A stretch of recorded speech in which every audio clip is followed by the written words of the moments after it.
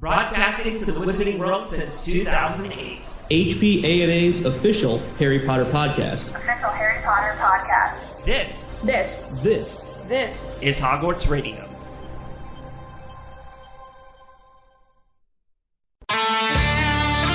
This is Hogwarts Radio, episode 217 for October 14th, 2018. Hogwarts Radio is HPANA.com's podcast discussing all things Harry Potter, Fantastic Beasts, and the rest of the Wizarding World. For the quickest up-to-date news on the franchise, make sure you check out HPANA.com. Hello everyone, and this is Hogwarts Radio, broadcasting to Harry Potter fans worldwide since 2008. I'm Terrence Pinkston. I'm Bailey Riddle. And I'm Luke Hogan. Our show can be found virtually anywhere online, such as iTunes, the Google Podcast app, Spotify, iHeartRadio, Stitcher, Radio Public, and other places where podcasts are aggregated. It doesn't matter where or how you listen, just make sure to tap the subscribe button and we guarantee you'll have a new episode each Sunday. We also invite you to follow us on Twitter, Facebook, and Instagram so you never miss an update from the show. And don't forget, Hogwarts Radio is also on Patreon. By pledging, you'll have instant access to many benefits, including exclusive merchandise, host vlogs, behind-the-scenes planning of the show, Hogshead Radio, and much more. Visit patreon.com/Hogwarts Radio to sign up today. Welcome, everybody, to episode 217, and I feel like I'm the third wheel on a date right now. I just saw this in the document and started laughing. Yeah, I feel a little out of place. It's a tricycle right now, guys. Oh, we got our lovely patrons in the chat hanging out as well, Sydney and G. Yeah, they're all joining us on our date tonight. Okay. Yeah. Welcome to... Oh my god, I can't keep a straight face. So our main course is... I actually don't know. We're going to learn High Valyrian or something. I had some pizza for dinner. Oh, you're talking about actual food. Okay. I don't know. What are we going to do today on our date, guys? Are we going to learn like High Valyrian or something? Oh, we could. Yeah. Check out the Duolingo clubs. It's so confusing. How can you learn? That's like learning parcel tongue. It's a 100% fabricated language, right? And something that I've noticed about learning High Valyrian, which if you're not familiar with what High Valyrian is, it is one of the languages from A Song of Ice and Fire, Game of Thrones. And I've started learning it. Bailey started learning it for the podcast That Drinks and Knows Things that I also run. And since it is a fabricated language, it is really, really by the book. Like it's very linear and logical, almost so much that it doesn't feel real because it's not. You know what I mean, Bailey? Yeah, there's definitely times where I'm putting these sentences together and it's like subject, object of the verb. It's very strange and formulaic, but because it's so formulaic, it makes it really easy to grasp. Mm-hmm. Yeah, it's like, I don't know what these words are, but I know the pattern of what's happening. I can at least guess of these four options, which word fits this blank or whatever. So and then as, you know, with experience and exposure to it, you start picking up more and more of it. So it seems like it probably is a fairly natural way to learn a language. You can just tell that this isn't necessarily a natural language, is the feeling that I get from it. Yeah, I have learned a lot about guests and sweating. And birds. My father is a bird. Actually, Yes. My father is a bird. Well, now I get lots of dragons. I've progressed to the dragons. Dragons, Iron Thrones, mountains. Boats. Let's see if I have any other real quick in my screenshots of some of the funnier ones. The two first names that you learn are Jon and Daenerys, so that makes sense. Let's see. It is a big bird was one of them. The wolf is eating the girl was one. Actually, my father is a bird. My favorite, the boat fears the ocean. Yeah, I've seen that one as well. So we can do this all day if you want. We could just... We'll teach a High Valyrian class. That's okay. That's what episode 217 is. Well, okay, I just want somebody to teach me how to take my Hogwarts mystery notifications out of French mode. Because I get these notifications, periodically, and I don't know what they say because they're all in French. And I check my language settings in the app, and everything's fine. I just don't know what to do at this point. Not like I'm in a big hurry to play Hogwarts Mystery or anything like that, but still, getting notifications in French, and I'm like, yeah, I don't. Arles Baus. What is Arles Baus? We could help you if we actually played Hogwarts Mystery. That's very true. I feel like we need Gretchen. I know. Gretchen has the week off. And, we do have a little bit of Hogwarts Mystery news that we'll get to in just a bit. But the big news coming out of this week was, and I don't even know if it's big news, because apparently 12 posters weren't enough. Today, as we record the episode, Warner Brothers released new Fantastic Beasts Crimes of Grindelwald posters that are all about the future, really. A slew of these new posters, these new character posters came out. Again, very vivid in their detail. The one that I'm actually just seeing for the first time is the one with Grindelwald with his back to everybody, and he's kind of facing the cast. And everybody has their wands lit. Well, Dumbledore and Newt have their wands lit, and Grindelwald has his lit. And everybody's just kind of in this pose where they're facing off to him. I like that. And the Eiffel Tower is in the background. We've been seeing a lot of Paris in these sets of posters that have been released. It's really neat that they're showing the hollow symbol kind of outlining the Eiffel Tower as well. Like, I feel like that's kind of a neat artistic thing that they're doing. And it just kind of seems to me that, a lot of the images are in Paris. A few clearly seem to be elsewhere. But I'm not getting too many other locales from the trailers and things like that as well. I like how they've really nailed the characters' mannerisms in these posters. Dumbledore is looking all kinds of swaggy with one hand in his pocket, wand lit, and he's just, he's like, oh yeah, no, I'll face off against you. This is no big deal to me. You can see Lita Lestrange on the far left having that craning neck look that she's had in most of these posters. Credence still just, with his head down. We see his head down quite a bit.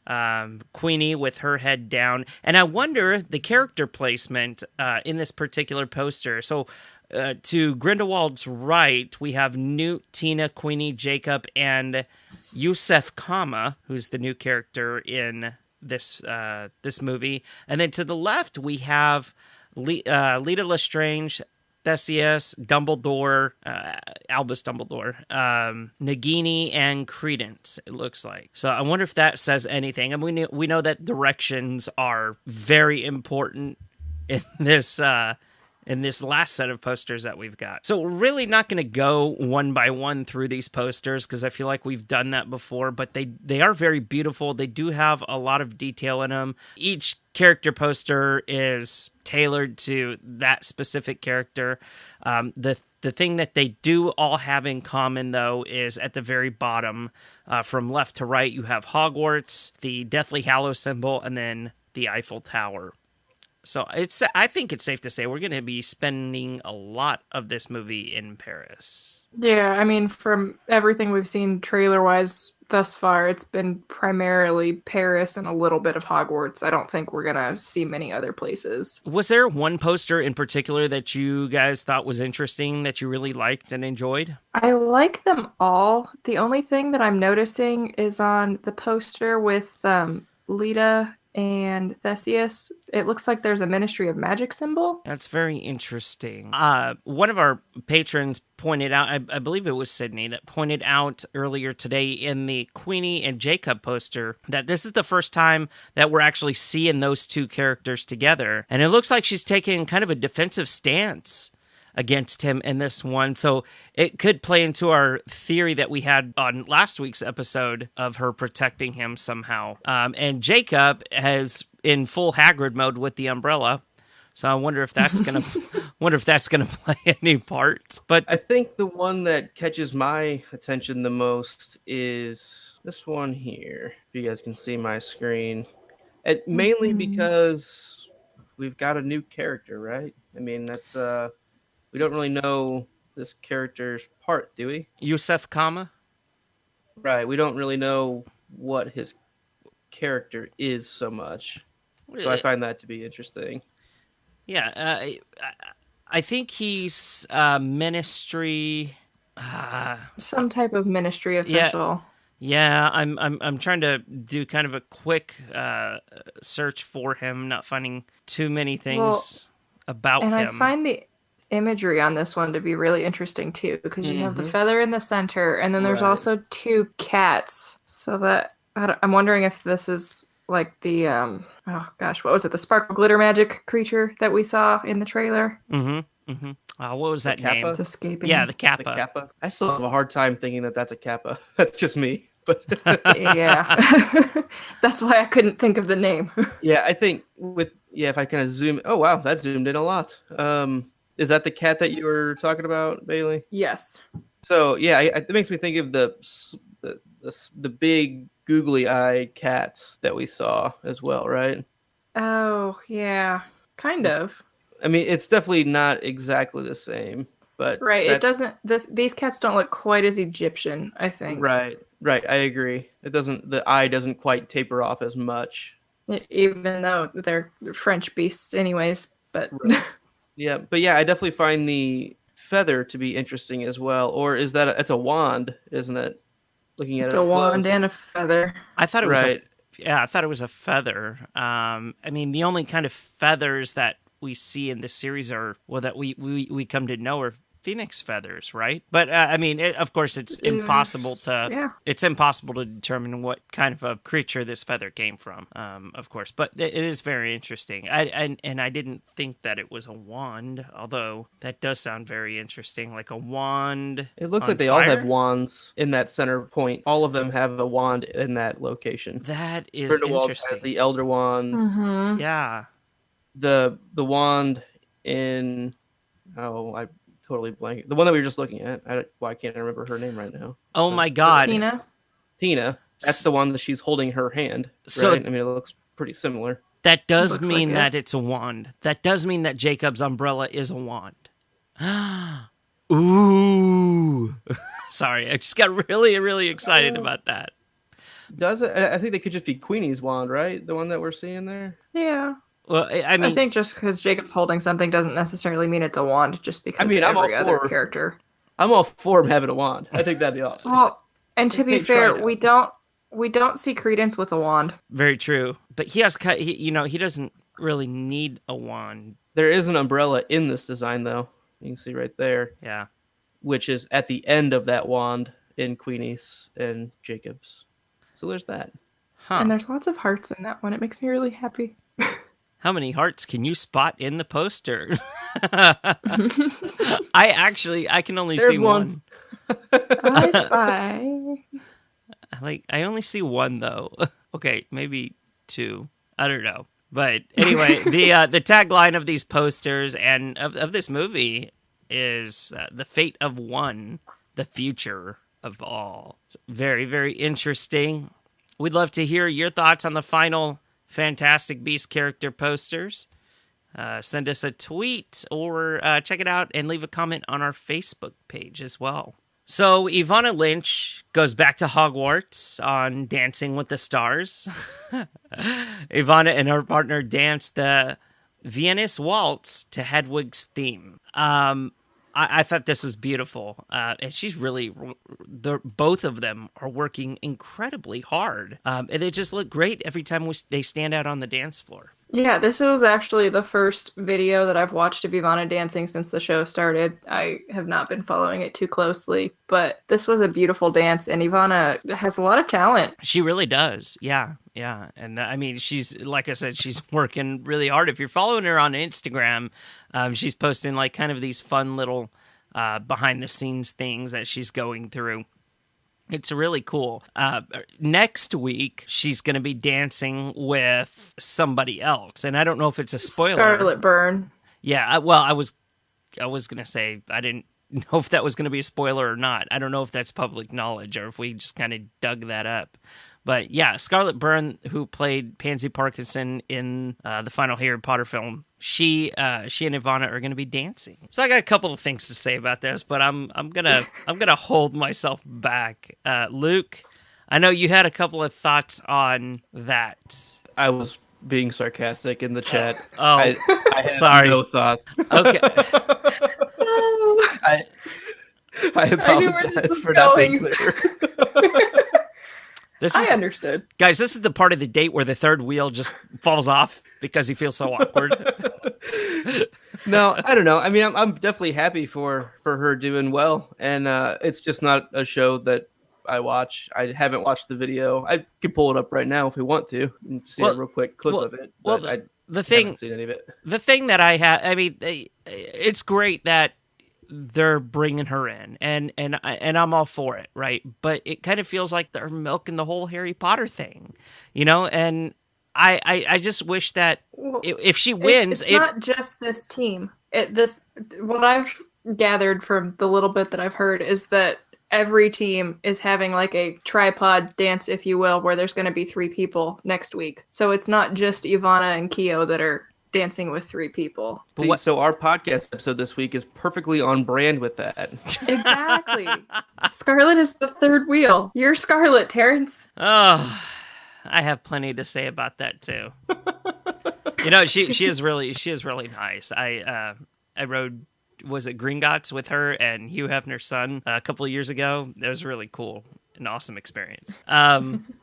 But I don't know. I mean, so if she wins this entire competition, I don't want it to be because of the whole Harry Potter-ness. You know, I want it to be because she's actually good at what she does. And she is. She has that talent to be able to take herself that far and not just use Harry Potter to boost herself, you know? I mean, but isn't everyone on that show in it? Most likely the more popular competitors are going to go farther by nature. I haven't watched the show. I'm assuming there's fan voting at some point, which is going to end up being a popularity contest for a portion of the population, the voting population for the show. Yeah, they're not going to be on the show and for that long if they are bad. You know, I think everyone's going to be reasonable. It's going to end up being popularity at the end of the day, regardless.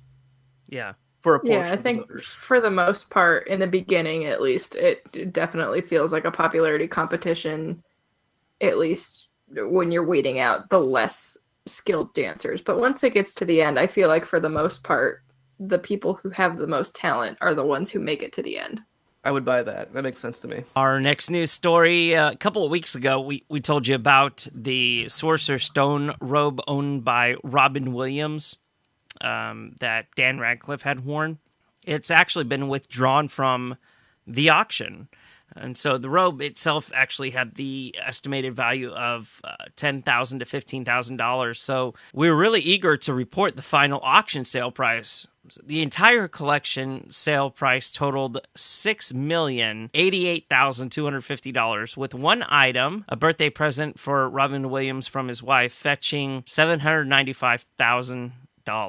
Now, the robe itself was excluded from auction results, so Gretchen reached out to them, the auction house, to find out what happened. And according to their publicity team, the robe was withdrawn from the auction, which is very interesting. I mean, did a family member want it? Did they feel like, you know, it was, in fact, priceless? Was that the first item? I'm wondering if it wasn't just like private sale. Someone came in with a really high offer and just decided that they were going to buy it and not deal with the struggle of an auction. Do we feel like it was Warner Brothers? I mean, it could be. I feel like they could probably get it for a lower price than that if they really wanted something specific like that. I don't know. Like, it just seems like they could work some kind of deal.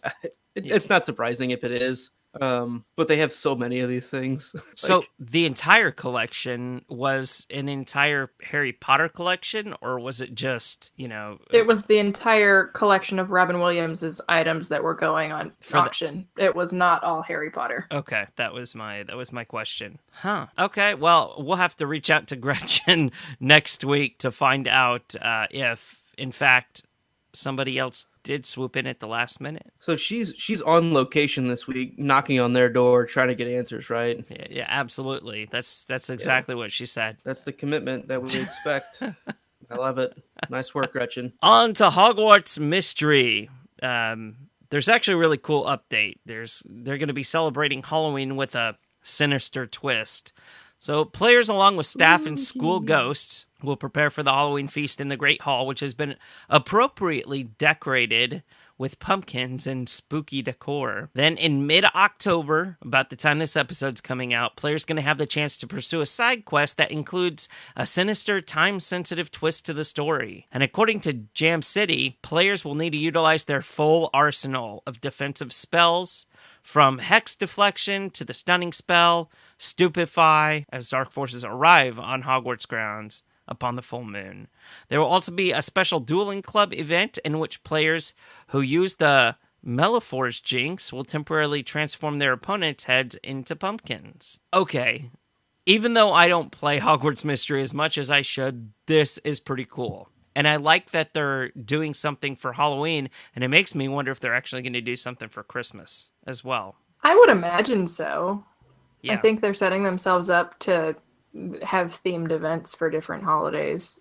This actually sounds really exciting. I've not played the game in a few weeks, but I might be getting back into it and bumping up my arsenal of defensive spells so that I can do some fun things. It does sound like a lot of fun, and if I can ever get mine out of French mode, I will be more than happy to start playing again. But really, how far can you get in a week? You really can't get too far unless you're playing it all the time, because we still run into that energy issue. It's either you dish out money to get like 1,000 of those little energy bubbles, or you have to wait till like the middle of February to just to do like a side quest.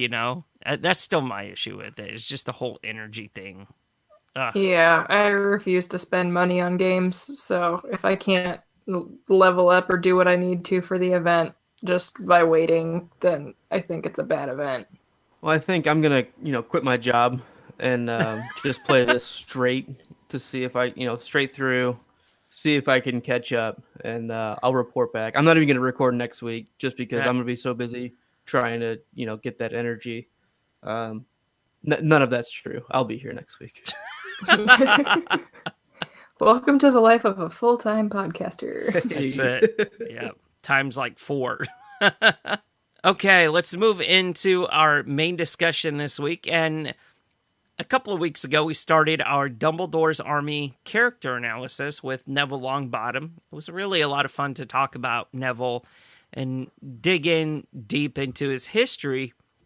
And we really did learn a lot. Well, this week, we're going to talk about Cho Chang. One of those other, I'm not going to say major player, but she was definitely there through the bulk of the story, we could say, through the bulk of the later story, and did play a significant role. So let's discuss Cho Chang. I say that as I cringe. She's really not my favorite character. I'm Cho Chang, y'all. I'm Cho Chang, y'all. So Cho Chang was born sometime between September 1st, 1978 and August 31st, 1979. And they just did the math there because you had to be 11 years old to get your Hogwarts letter. And she was in the same year as Harry. So we can deduce between those 364 days that she was born.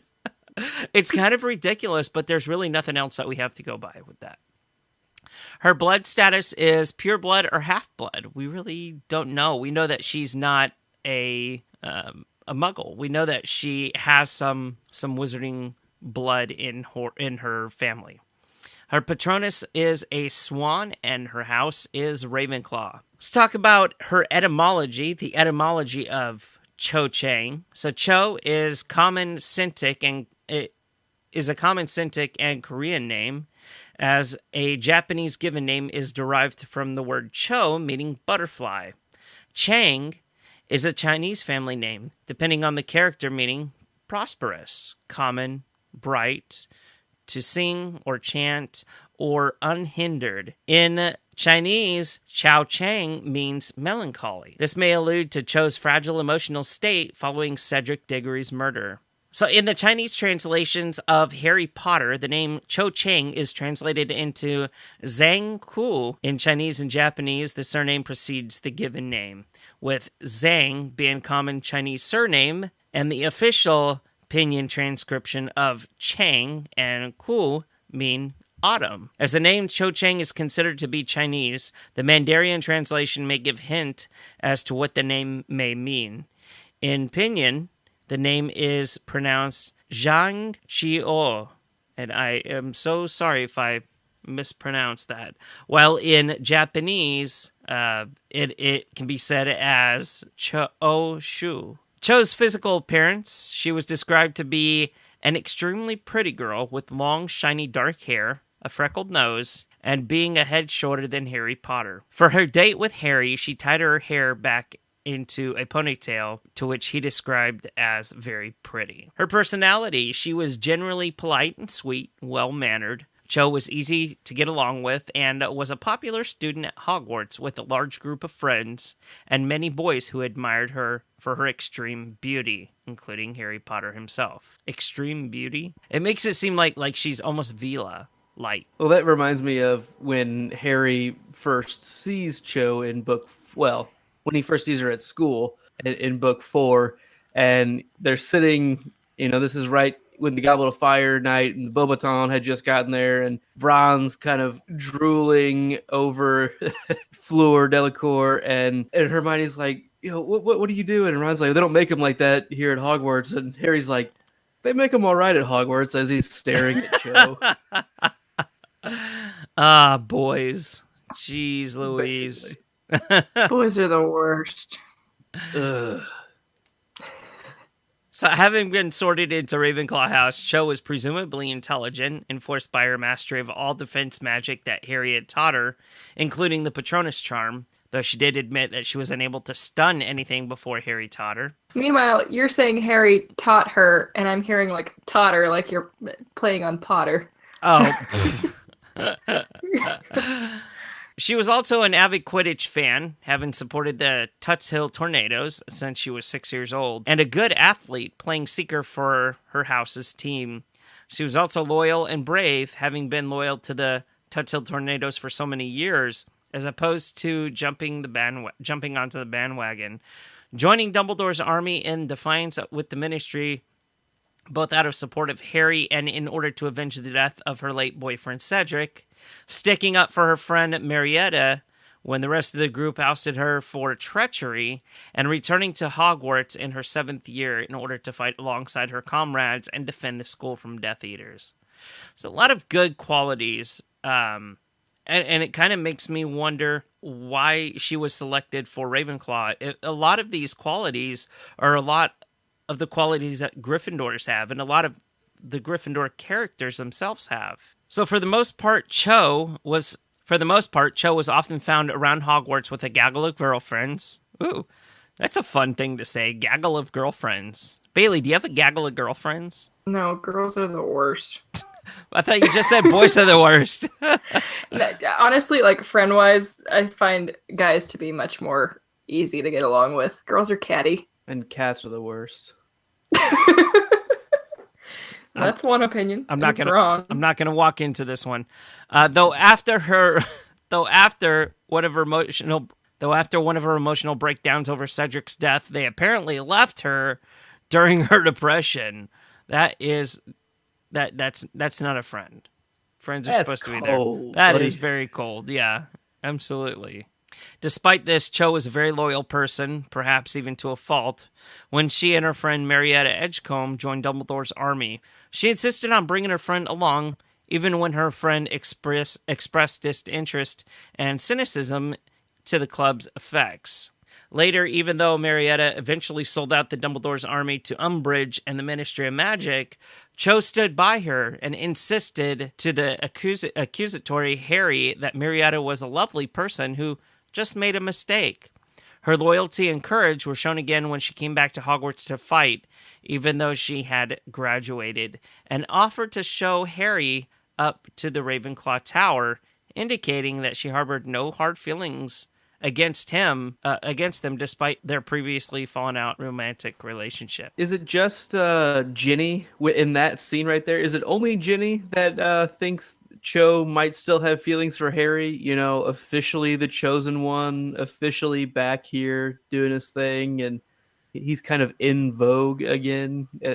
Does Cho at that point have any ideas at a relationship with Harry? I'm asking both of you.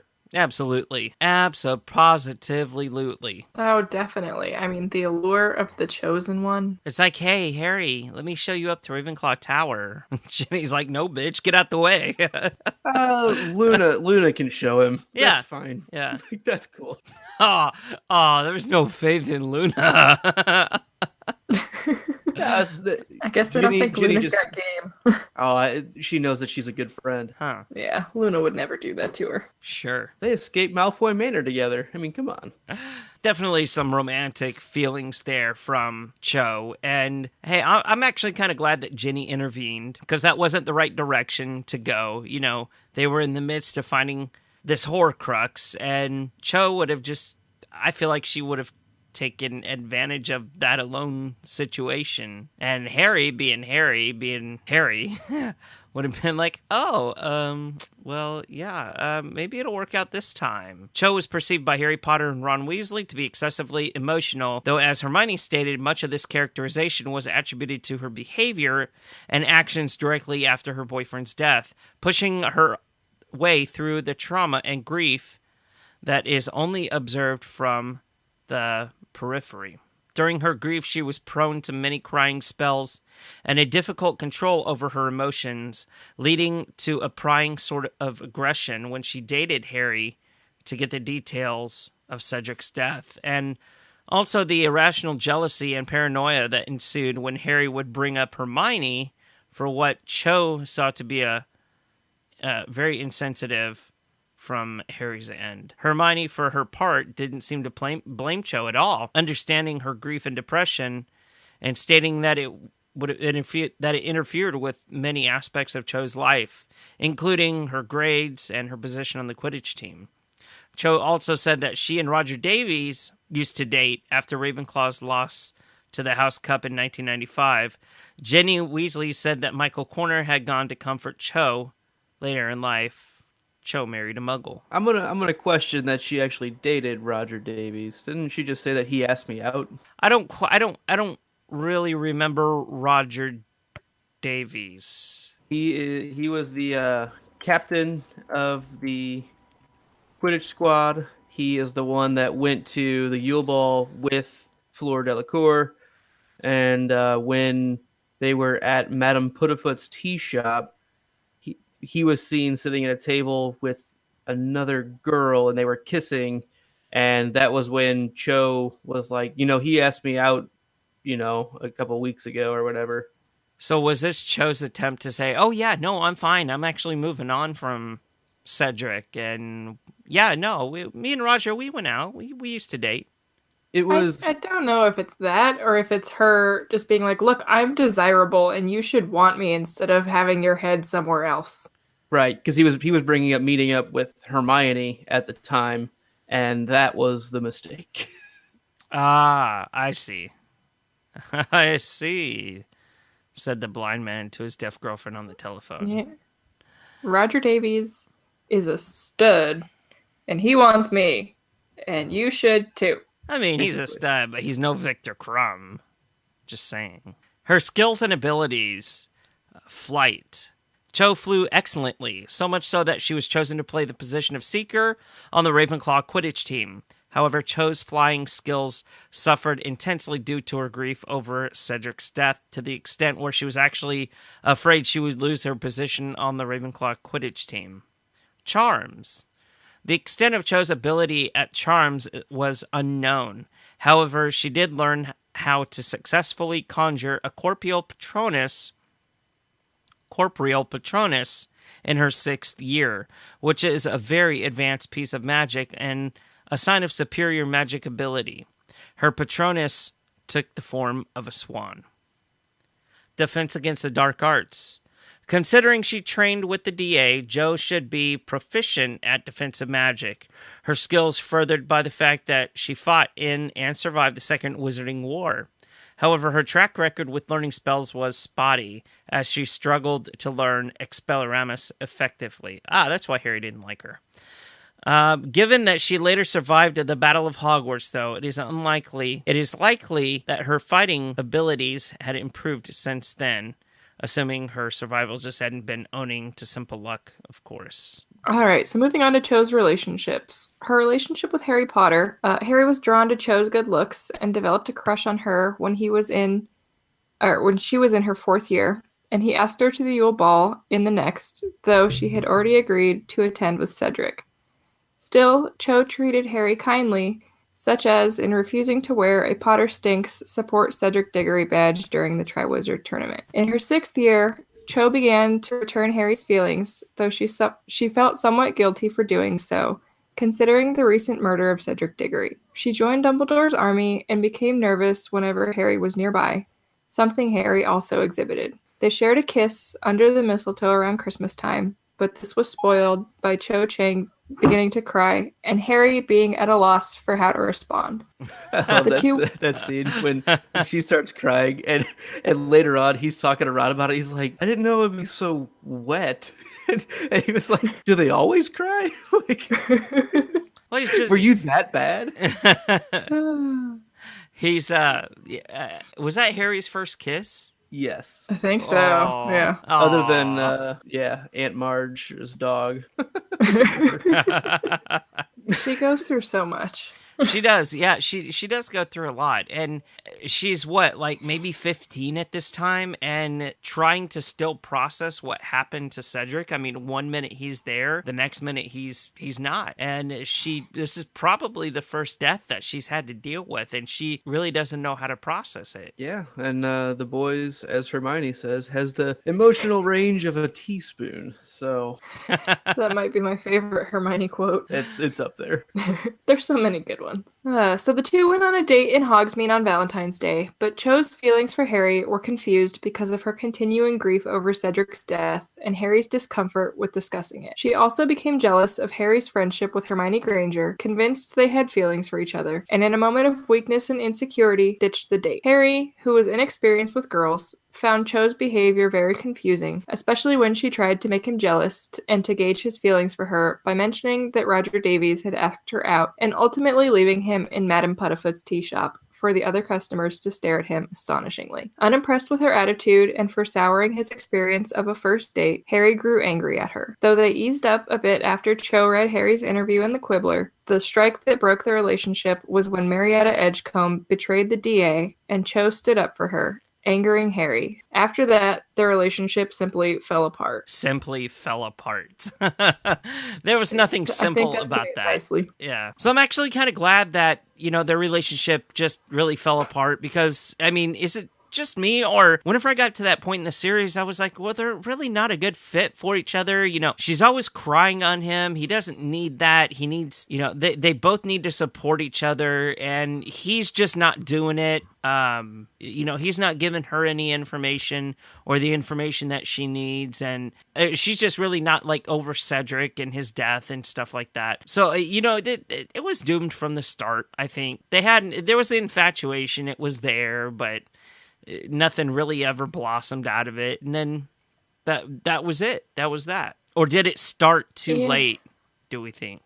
I don't know that you could even call what they had a relationship. It was almost like they were acquaintances and they had a bit of a flirtation and tried to see where it went. But I don't know that it was actually ever anything that could have been categorized as a relationship. Do we think that Harry used his experience with Cho in his next relationship with Ginny, of stuff of what not to do? Probably a little bit. I mean, I just feel like it's a totally different relationship that they already have a lot of commonalities, a lot of things to come together on.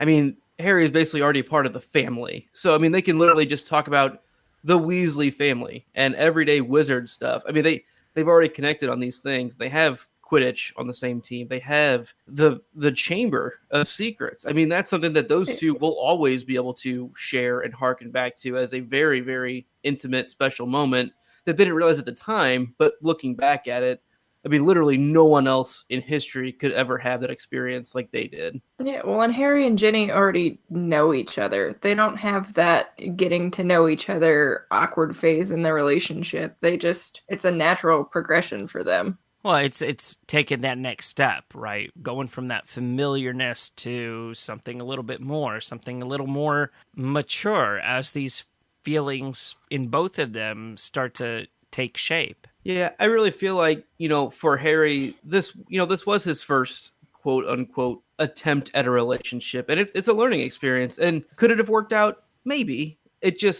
I think timing is as much of a factor as anything else in a healthy relationship. And timing from Cho's end was very bad for what Harry was looking for, and vice versa. What Cho was looking for at the time, she didn't really know because of how complicated her timing was. And so the way it happened, yes, doomed from the start. If they had started dating the year before, potentially could have been different. I don't know. I feel like they could have maybe gotten to know each other a little bit better under less stressful situations, and less forced, just more natural. Like, hey, let's just hang out for a while, and either we find each other interesting or we don't. Well, knowing the type of characters is everything. Knowing the type of characters that we know they are, would it have even made a difference? Like, would they still? I feel like it would have. Really? I don't see it being a lasting relationship, but I think it would have at least been longer than a couple or one really sad date. That's kind of what I was getting at. I'm not saying that would be like an end game relationship, but I think they could have made it work for a little while, like tried it out. I mean, any young relationship like that, you're just learning what that means. And I mean, there's so many new types of emotions that you're going through. I mean, neither one of them know what the hell they're doing. Right. Doing it. And so good on them for trying. And I'm happy that Harry, gave it a shot. It didn't work out, but at least he had that experience moving forward. Agreed. Nice job, Harry. In some ways, not bad in other ways, bad job in some ways. When Cho saw Harry on the Hogwarts Express at the end of the 1995-1996 school year, and again at the start of the 96-97 school year, she avoided him both times as she was too embarrassed and possibly still angry for them to look at each other, let alone talk to one another. On the other hand, Harry found himself not caring about Cho anymore due to his godfather Sirius Black's death being far more devastating to him than their breakup, seemingly disregarding Cho with indifference as opposed to embarrassment. As for Marietta, he sneered at her limited success of hiding her disfigurement. This is so cruel.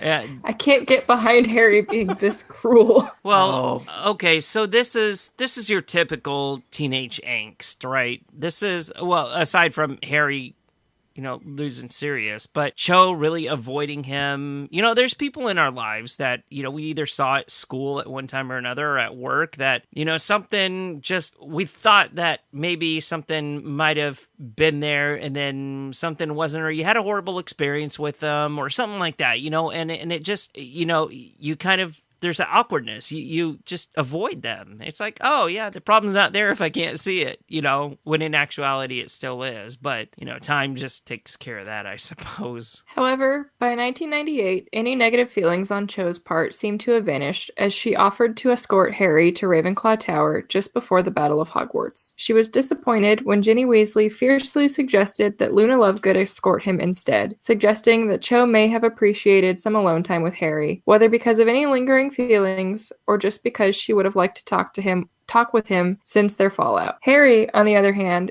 did not so much as hesitate in accepting Ginny's suggestion and Luna's escort, indicating that he was still angry and or indifferent towards her and had no interest in mending their relationship. Though it is also possible that the then tense and desperate situation with Voldemort and his forces left Harry with little time or emotional energy to devote to Cho.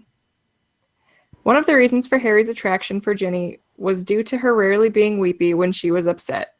This contrasts with Cho, whose depression after her boyfriend's death led to her crying frequently, which Harry did not know how to handle. Harry had always envisioned that any time they spent together would involve Cho enjoying herself, not crying on his shoulder, showing that he had little desire in spending time comforting her to begin with. Eventually, Harry implied that Cho's depression and crying were things that he had to cope with, leading her to storming away in sensitivity. Harry is the worst. The reason why he was attracted to Ginny, one of the main reasons why, was because she didn't cry. What the hell? Because Ginny has no feelings. What a jerk.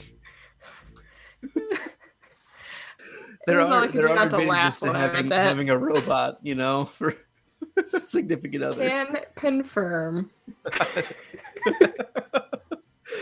No emotion. So I feel like that this would be a proper song for, the Harry and Cho relationship. I'm going to let you guys take a listen. Sometimes I'm scared of you, but all I really want is to hold you tight, treat you right, be with you day and night. Baby, all I need is time. And Harry doesn't want to give you time.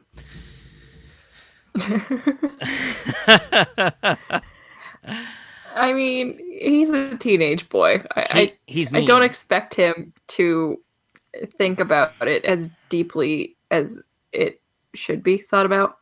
To be a little bit devil's advocate for Harry's side, I mean, look at the stuff he's going through. I mean, does he really have any mental capacity to take on somebody else's? He's not an empathetic character. He's an action-driven person. He finds bravery and courage to do things. He's a doer. He's not necessarily the sit back, listen to other people, feel their emotions. He's not an empath. He doesn't take things that happen to him and he reacts. I don't think it's just out of character for him. And especially at this part of the story, he just doesn't have time for it. Sorry, Joe. Go talk to Roger Davies, I guess. I mean, I don't even know if he doesn't have time for it, but he just has enough of his own things to worry about. He doesn't need to also worry about trying to be there to comfort Cho. He's carrying the whole wizarding world on his shoulders later on. I don't know. I just feel like he could be a little bit more sensitive to what she was going through. And I mean, really, she can't be more sensitive to what he's going through. What that's not the point, It goes Luke. both ways. That is my point. She doesn't give him a chance at all. And I'm not saying that he's perfect, but I feel like she just it makes Harry look bad that he doesn't appease her, and that's not necessarily fair. Yeah, I mean, relationships are all about understanding what the other person is going through, and neither of them try to do that. Exactly. They're both kind of selfish without really meaning to be. And that... Do we lose Terrence again? No, I'm still here. I'm just, I don't know. Maybe I'm horrible at this whole relationship thing. I don't know. You're the married one here, Terrence. I know. That's the horrible thing, right? Is that I am, but all relationships are different. All people are different. But the commonality in a relationship, as you said earlier, Bailey, is that it's a two-way street. It's not a one-way road, and one has to support the other, and vice versa. That's an absolute must for your relationship to succeed or to go anywhere for that point. I just feel like there wasn't enough time given with Harry and Cho in order for that to happen. I feel like it was just like that one awkward date and then a series of unfortunate events happening with the whole Dumbledore's army being found out, and then just the bad blood between Marietta and Dumbledore's army, and Harry was dragged into it with Cho, and I don't know. I feel like that enough time wasn't given to explore. Fair. Well, when it's right, and it just wasn't right. All right, so Cho's other relationships.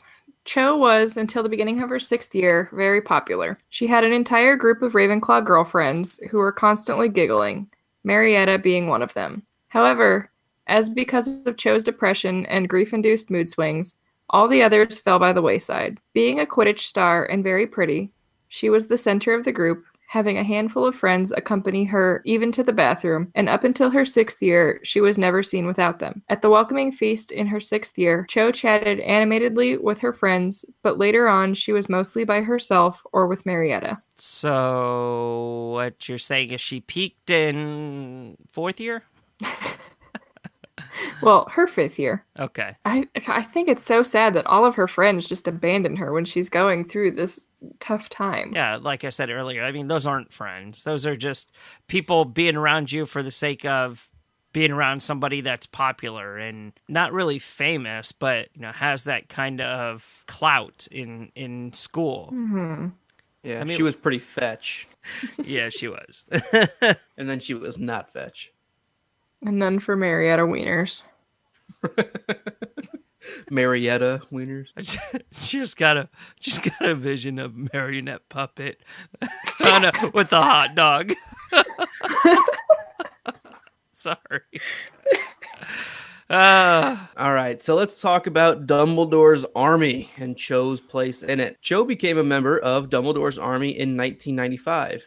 It was an organization led by Harry Potter in order to oppose Dolores Umbridge. Cho's relationship with the other members of the army is unknown, but it is possible that they were all friends. Some members of Ravenclaw, such as Michael Corner, Terry Boot, Anthony Goldstein, Padma Patil, and Luna Lovegood, were also members of the army. Other members were Zacharias Smith, Susan Bones, Justin Finch Fletchley, Hannah Abbott, and Ernie Macmillan from Hufflepuff, and Alicia Spinnet, Angelina Johnson, Lee Jordan, Fred and George Weasley, Ron Weasley, Hermione Granger, Dean Thomas, Seamus Finnegan, Lavender Brown, Parvati Patil, who is Padma's twin, Neville Longbottom, Ginny Weasley, and Colin and Dennis Creevy, all from Gryffindor. She may also have been friends with Katie Bell, as the two girls were in the same year and were seen chatting to one another after the Battle of Hogwarts. Cho was not fond of Ron Weasley and Hermione Granger, however. She did not trust Harry's closeness and friendship with Hermione, generally suspicious that Harry had feelings for her as well. This was one of the reasons that Cho and Harry fell apart. Ironically, Hermione was trying to give advice to Harry on building a successful relationship with Cho. As for Ron, he was a bit tactless when Cho came to Harry, accusing her of being biased in the support of the Tuts Hill Tornadoes Quidditch team, while being ignorant of her desire to talk to Harry alone. Naturally, this did little to endear her to Ron. Furthermore, as Harry would discuss Cedric's death with both Ron and Hermione while refusing to do the same with Cho, this only increased Cho's dislike of Harry's two best friends. It seems like a very jealous person. And it seems like somebody of like her clout, her popularity would be someone that gets jealous really easy. And that's like, I think she's very insecure. Yeah, like those kind of people are more, they tend to gossip a little bit more, like to their friends, and then spread not necessarily rumors, but like, oh, I bet that Harry and Hermione snog in the Gryffindor common room whenever everybody else goes to sleep. And I mean, that's probably what she was thinking. I don't know. Ginny Weasley seemed relatively neutral about Cho, though for obvious reasons she was not supportive of her and Harry's relationship, mentioning to Harry out of suggestion that maybe he should talk to her about Marietta instead of the long periods of avoidance from his end. When the entire DA ostracized Marietta for betraying them, Cho alone stood up for her, putting her at odds with the rest of the group. This did not, however, appear to prevent her from retaining membership with the DA, and she fought with Dumbledore's army during the Battle of Hogwarts, most of them surviving the war.